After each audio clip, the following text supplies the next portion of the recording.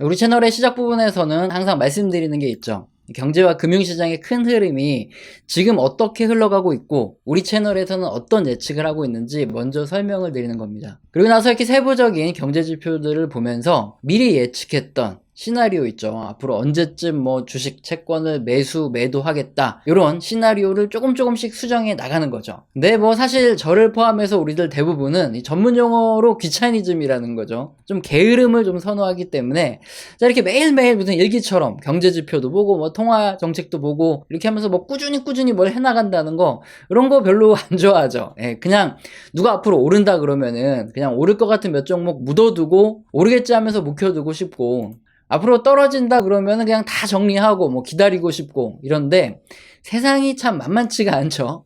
현실에선 어떻습니까? 자, 이렇게 몇 달 그냥 묻어두다 보면은 이제 올랐겠지 하고 열어보면은 마이너스 20%, 마이너스 10% 이렇게 빠져 있어요. 그럼 또 우린 또 그냥 팔 수 없죠. 그러다 보니까 원급 회복될 때까지 기다리자, 이러다 보면은 정말 한참을 기다려요.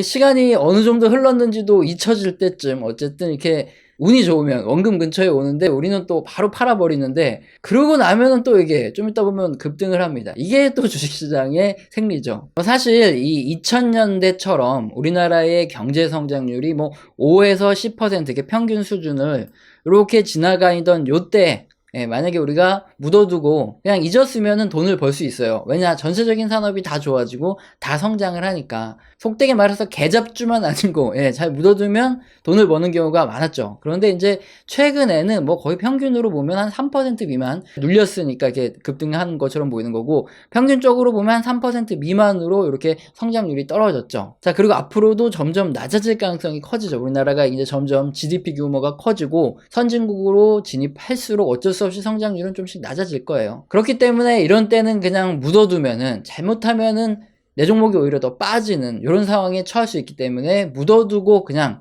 덮어두면 안 되는 이유죠. 그래서 오늘도 성실하게 이 실물 경제가 어떻게 돌아가는지 경제 지표를 근거로 보자는 의미에서 이런 설명을 초반에 한번 드려봤고요. 자, 그러면은 경제의 큰 흐름, 금융시장의 큰 흐름부터 스피드하게 설명을 드리겠습니다. 지금 요 사이클 중에 우리는 어디 있냐? 이 푸른색의 주식시장의 상승, 그리고 실물경제의 상승, 요 막바지 요에 어디쯤, 정점에 다가서는 요 어디쯤에 이렇게 있어요.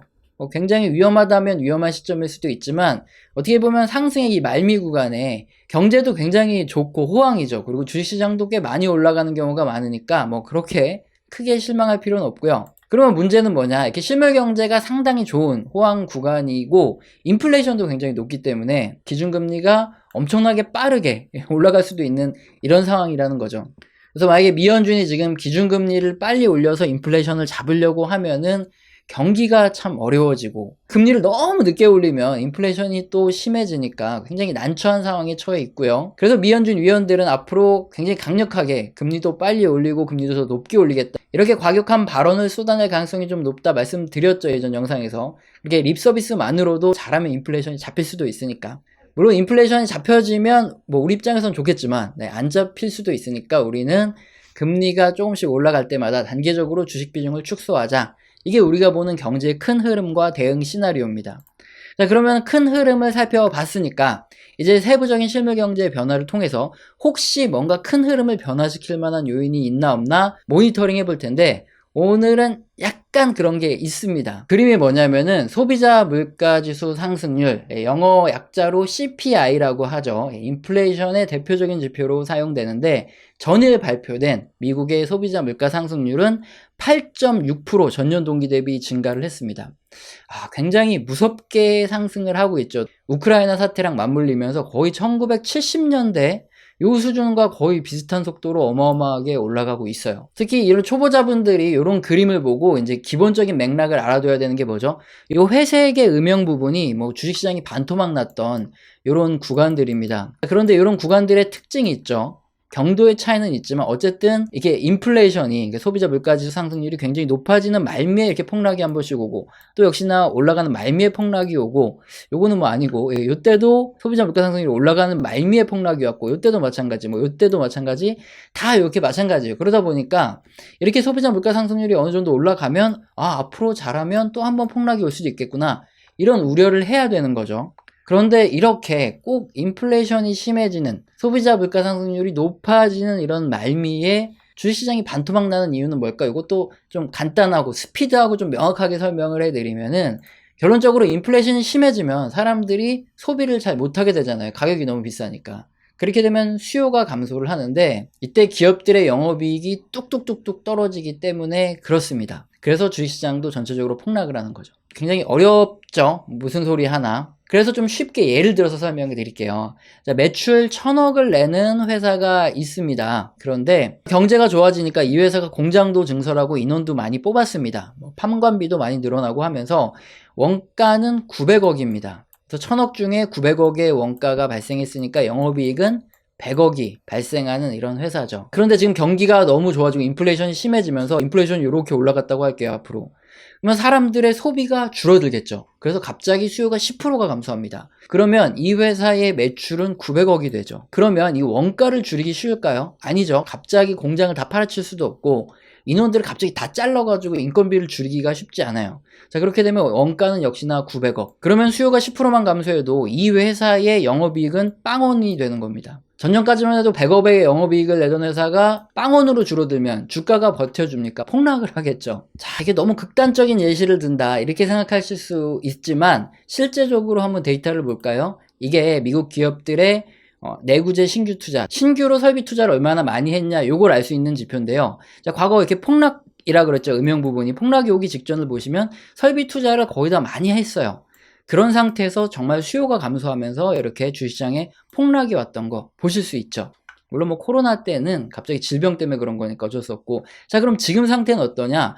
지금 상태도 설비 투자를 굉장히 많이 했어요. 그런 상황에 너무 가격이 올라서 정말 수요가 감소하는 그런 상황이 온다 그러면, 재수 없으면은 요 과거처럼 이렇게 기업들은 설비 투자를 많이 해서 기본적인 원가가 높아지고 뭐 판관비도 높아지고 이런 상황에 갑자기 매출이 감소하니까 영업이익이 뚝 떨어지면서 주식시장이 폭락하는 이런 결과가 앞으로 올 수도 있는 거죠. 그래서 우린 앞서서 설명드렸지만 금리가 올라갈 때마다 주식 비중을 좀씩 줄이자, 뭐 이런 말씀을 드렸던 거죠. 그리고 그런 일이 발생하지 않게 하기 위해서, 즉 인플레이션이 수요를 감소시키지 않기 위해서 지금 미 연준 위원들도 기를 쓰고 뭐 금리를 인상해 가면서 인플레이션을 잡자고 노력을 하는 거죠. 자, 이제 연준 위원들이 왜 이렇게 난리를 치고 있는지 뭐 어느 정도 이해가 되셨을 텐데, 그런데 전일 발표된 세부 경제지표 중에서 뭔가 약간 희망적인 뉴스가 나와요. 인플레 피크아웃 기대감, 이런 희망적인 뉴스가 딱 나옵니다. 인플레이션 피크아웃 기대감이 뭐냐, 여기 지금 소비자 상승률 요 차트 아까 보여드렸는데 이게 이렇게 올라가고 있죠. 이게 점점 완만해지면서 잘하면 앞으로 뭐 하반기에는 이렇게 떨어질 수도 있다. 예, 이런 굉장히 희망적인 이 기대감이 바로 인플레 피크아웃 기대감입니다. 자, 일단 이렇게 인플레이션이 심한데 도대체 왜 이런 희망적인 뉴스가 나오는지, 정말 근거는 있는지 한번 경제지표들을 통해서 알아보도록 하겠습니다. 가장 핵심적인 근거부터 설명드릴게요. 그림의 검은 선은 뭐냐? 아까 보여드렸던 CPI죠. 소비자 물가지수 상승률 그래프가 이 검은 선이고요. 이 노란 선이 뭐냐? 핵심 소비자 물가지수 상승률이라는 겁니다. 이거 점점 이놈이 어려운 소리를 자꾸 하네, 이렇게 생각할 수 있는데 아무것도 아닙니다. 여기 아까 요 보여드렸던 요 차트 있죠. 요 기간을 좀 여기 늘려본 겁니다. 그렇게 되면 이렇게 올라가는 거 나오죠. 예, 이게 아까 그림의 검은색이 바로 소비자 물가지수 상승률, CPI 상승률이고, 이 핵심 소비자 물가지수 상승률이라는 게 뭐냐? 이 소비자 물가지수 상승률 중에서 에너지랑 식품 가격이 여기 포함이 돼요. 이게 국제 유가입니다. 변동성 보세요. 어마어마하죠. 그리고 밀 가격, 식품 가격도 변동성이 굉장히 커요. 뭐 흉작 들거나 뭐 이런 거 저런 거 사태 터지면 이렇게 변동성이 큰데, 일반 소비자 물가 지수 상승률에는 식품과 에너지가 전부 포함된단 말이죠. 그러다 보니까 이게 정확한 산출이 안 나올 수 있어요. 그래서 핵심 소비자 물가 지수 상승률은 변동성이 굉장히 큰, 그런 뭐 에너지나 식품을 뺀 실질적인 소비자 물가지수 상승을 알 수 있는 지표다, 이렇게 이해하시면 되는데, 근데 여기서 핵심이 나옵니다. 식품과 에너지가 포함된 일반 소비자 물가지수 상승률 차트를 보면 이렇게 급등을 해서 지금 8.6%나 나오고 있는데, 이 핵심 소비자 물가지수 상승률은 보시면은 이미 완만해졌고 전달과 동일한 수치를 지금 유지를 하고 있어요. 뭔가 약간 피크아웃을 친 것 같은 느낌이 들죠. 그러니까 사람들은 이렇게 생각하는 거죠. 지금 우크라이나 사태 때문에 유가도 오르고 뭐 밀가격도 오르고 이렇게 식품과 에너지 가격이 급등을 하고 있는데, 그거를 제외한 실제적인 인플레이션은 지금 점점 완만하게 유지되고 있구나. 잘하면 이거 앞으로 우크라이나 사태 끝나게 되면은 유가도 그렇고 뭐 밀가격도 그렇고 뭐 식품 가격도 그렇고 어느 정도 잘하면 이제 안정을 찾을 수도 있을 텐데, 그러면 완만해지던 이런 핵심 소비자 물가 지수가 이제 하반기로 가면서 점점 더 떨어질 수도 있지 않을까, 이런 생각을 하게 된다는 거죠. 특히나 이제 핵심 물가 지수 이 부분의 주요 품목들을 보시면 붉은색이죠. 이 붉은 선이 뭐냐, 그동안에 이제 중고차 가격이 어마어마하게 급등을 하면서 소비자 물가 지수를 끌어올렸는데, 이 부분 보시면은 이게 점점 떨어지고 있어요. 마이너스까지 떨어졌습니다. 자, 이제 중고차 가격의 상승률도 어느 정도 이제 좀 떨어지겠구나, 이런 기대를 할 수 있는 부분이고, 그리고 쉘터라 그래서 미국의 주택 가격이 계속 올라가면서 주거비 항목이 굉장히 크게 증가할 거다 이렇게 생각을 했었는데 생각보다 완만해요. 그러다 보니까 요게 그렇게까지 큰 영향은 아직 안 미치겠구나. 자, 그런데 물론 하나, 그 운송 서비스 이 보라색 부분을 보시면 계속 올라가고 있어요. 이게 유가 상승과 맞물려서 항공 부분이 굉장히 크게 증가한 것도 있고, 또 요번에 뭐 여행도 재개되고 하면서 항공 운송 서비스 부분이 굉장히 가격이 증가해서 이 부분은 굉장히 비싸졌습니다. 그런데 전체적으로 봤을 때 푸른색의 핵심 물가지수 항목이 점점 완만해지고 있는 모습, 요것을 봤을 때는 우리 투자자들이 정말로 이제 어느 정도 피크에 좀 와서 이렇게 완만하다가 떨어질 수도 있겠구나, 이런 기대를 하기 충분하다 이거죠.